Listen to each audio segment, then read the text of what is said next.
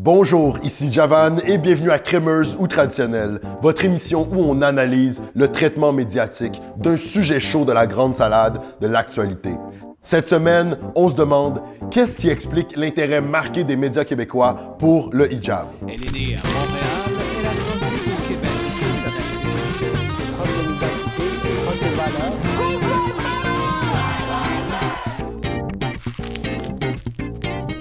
Bonjour Ikram. Bonjour Javan. Et bonjour Thomas. Salut Javan. Récemment, le débat sur les hijabs a enflammé encore une fois les médias québécois, particulièrement par rapport à la présence dans les forces policières de potentielles policières qui porteraient un voile musulman. Thomas, qu'est-ce qui a lancé le débat? Dans le fond, Marvin Rotran, qui est conseiller municipal à Snowden, a demandé à la mairesse Valérie Plante de pouvoir, dans le fond, laisser au SPVM, aux forces policières de Montréal, de porter un signe religieux, dans ce cas-ci, dans le fond, un hijab. Ou un turban, Ou un dans turban, cela. évidemment. Et très rapidement, le débat a été personnalisé, n'est-ce pas, Ikram? Oui, absolument. Donc, le débat est parti des signes religieux et pour terminer au hijab. Qu'est-ce que certains médias québécois ont fait? Ils sont allés voir toutes les écoles de technique policière au Québec et leur ont demandé s'ils avaient des étudiantes qui portaient le hijab. Donc là, on ne parle pas de la kippa, on ne parle pas du turban dans les services de police, mais seulement du hijab. Et ils ont trouvé une étudiante, Sundus Lamrari, qui étudie en ce moment en technique policière. Et puis, rapidement, Thomas, c'est monté jusqu'à l'Assemblée nationale, tout ce débat-là. Oui, dans le fond, donc c'est un peu comme cyclique, comme on dit Javan, mais ça a littéralement enflammé non seulement les médias, mais aussi la classe politique. Et tout le monde en parlait. Dans le fond, les partis politiques se sont prononcés. Ça a enflammé évidemment la division PLQ, PQ, à savoir quel parti défend quoi, qui défend les vraies valeurs, si on peut dire. On a vu des chroniqueurs, on a vu des politiciens s'adresser directement à Sundus Lamrari, qui est vraiment devenu le symbole de ce débat-là. Ce débat qui est complexe, mais un peu redondant, comme on le dit. Ikram, tu as une certaine analyse à faire de la manière dont c'est traité là, dans ton opinion.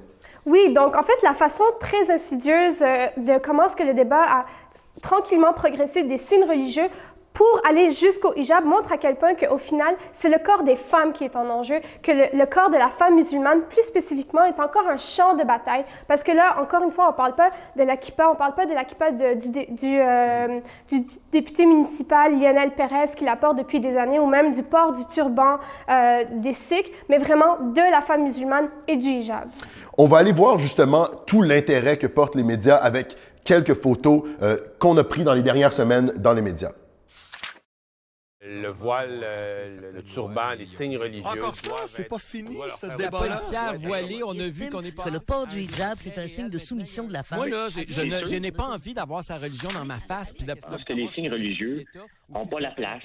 Son signe religieux risque de nuire à son métier. Enlever un signe religieux est possible. Et là, vous n'avez peut-être pas choisi la bonne société. Donc, on va tout de suite se lancer dans notre table ronde parce que je pense que vous avez beaucoup à dire sur le sujet. D'abord, question simple, pourquoi est-ce que vous pensez que les médias québécois ont un intérêt aussi marqué pour la question du voile musulman? Bien, on sait que les médias québécois ont de la difficulté en ce moment à tirer des profits de leurs revenus publicitaires. Donc, ils ont besoin de trouver des sujets chauds de l'actualité qui vont faire réagir les gens, qui vont faire en sorte qu'on va cliquer sur l'article et aller sur le site de ce média-là. Puis pourquoi est-ce que ça fait autant réagir, Thomas? On parle souvent de la Révolution tranquille, qu'au Québec, on a un lien difficile avec la religion, les symboles religieux, pardon. Est-ce que c'est une analyse que tu partages? Bien, la justification historique est vraie, Japan. Donc, tu as raison de dire ça. Mais en fait, ça va plus loin. C'est au niveau social surtout. Donc, il y a au Québec une fragilité, dans le fond, si on peut dire, identitaire, ce qui fait que les Québécois ont de la misère un peu peut-être à s'ouvrir ou parler de ce genre de type de débat-là, d'où le point justement avec les médias que ça fait vraiment vendre. Parce que tout le monde est intéressé, tout le monde, dans le fond, se sent concerné. Puis c'est vrai qu'au Québec, il y a l'air d'avoir un intérêt particulier parce qu'ailleurs au Canada, d'autres corps de police, dont la GRC par exemple, ont permis la présence de différents signes religieux, comme le turban, mais aussi le hijab, qui nous intéresse. Oui, et sans débat aujourd'hui. surtout. Il n'y a pas eu des débats comme enflammés comme on l'a au Québec. Oui, absolument.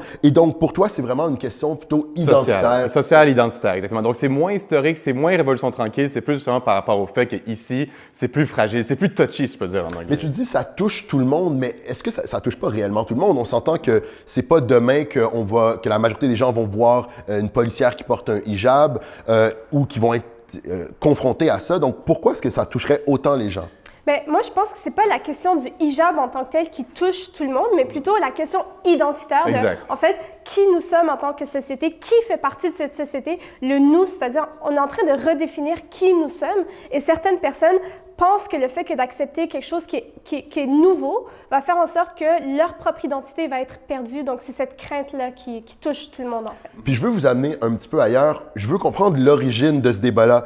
Est-ce que ce sont les médias qui ont un intérêt marqué parce qu'ils savent que ça va vendre ou est-ce que ça vient réellement des lecteurs qui ont un intérêt précis pour la question ou même est-ce que ça vient des politiciens qui, eux, vont créer ce débat-là dans leur intérêt? Mais moi, tu me connais, Javan, dans le fond, je suis assez cynique envers la classe politique que je qualifie souvent d'incolore. Donc, il n'y a pas vraiment d'idée, il n'y a pas de projet d'idée elle-même. C'est vraiment, ils vont aller par rapport à l'opinion publique qui est représentée par les médias. Je m'explique, dans le fond. Donc, il y a un intérêt, dans le fond, sur les débats religieux, sur les débats identitaires. C'est reflété dans les médias, dans le fond, qu'on gave les gens par rapport à ce débat-là. Et la politique, dans le fond, va s'adapter après en donnant des projets, exemple la charte de laïcité, dans le fond, la charte des valeurs québécoises et compagnie, dans le fond, pour répondre à ce besoin criant, si on peut dire, de population d'en parler. Bien, c'est ça. Donc, en fait, c'est très électoraliste. Oui. C'est qui va faire voter la population blanche qui, elle, veut être rassurée un peu dans ses craintes. Puis je pense que c'est tout à fait... c'est tellement tragique parce que ça crée des clivages dans la société. Ça fait de nous contre eux. Puis je pense pas que c'est une bonne façon. Puis ce que j'entends, c'est qu'il y a une espèce d'effet amplificateur entre le fait que oui, il y a un intérêt dans la population d'avoir ces discussions-là, mais on en parle tellement dans les médias qu'on en fait un sujet majeur. Et ça m'amène à ma prochaine question. Je vais vous demander pour vous, est-ce qu'il y a une part trop grande de l'espace médiatique qui est réservé à ce sujet-là du voile et des symboles religieux? Oui. Bien, je pense qu'on est tous d'accord que oui, évidemment, parce qu'on parle toujours des cas isolés. Tu sais, à chaque élection, ça revient, c'est cyclique. Une élection, dans le fond, se promène ou une élection arrive, on parle du voile, on parle d'un cas. Et dans ce cas-ci, la police. Dans le temps, c'est dans les écoles. Dans le temps, c'est XXX, un juge éventuellement. Donc, à chaque fois, on en parle. C'est des petits cas isolés qu'on rencontre jamais au quotidien, comme on démontrait. Donc, pourquoi est-ce qu'on accorde autant d'importance à un débat, dans le fond, aussi ridicule, si on peut dire, aussi dans le fond, non existant? Moi, personnellement, Javan, j'en ai marre de ce débat-là. J'en suis plus calme. Et toi, Ikram, pour toi, est-ce que tu es d'accord avec Thomas, ça prend trop de place dans l'espace médiatique? Oui, puis je pense que ça démontre aussi la paresse de nos médias et la paresse de nos politiciens. On n'a pas de projet de société. On ne va pas parler de l'environnement. On ne va pas parler de la future crise environnementale qui s'en vient, la future crise énergétique, le fait qu'il y a des gens qui ne mangent pas à leur faim, le fait que le bien-être social, c'est pas assez pour vivre. Donc, ça évite de parler de tous ces sujets-là. Puis c'est très dommage. Et là, comme à chaque émission, mais là, je me doute bien de vos Évidemment, réponses. oui. Je vais vous demander le traitement médiatique de cette saga autour du voile dans la police. Ouais. Le traitement était plutôt crémeux, original, ambitieux ou traditionnel dans les vieilles manières de faire les choses? Pour toi, Ikram, crémeux ou traditionnel? Très, très, très traditionnel. Et toi, Thomas? Mais je pense qu'on est d'accord que c'est traditionnel, c'est de la simplicité, ça se passe à chaque élection, comme je disais. On est tanné d'en parler et moi aussi, j'en ai marre, Javan.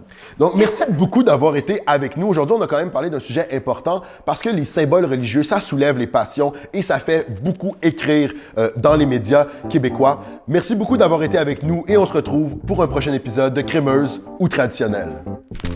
Elle est née à Montréal, elle a grandi au Québec. Prendre ton identité, prendre tes valeurs.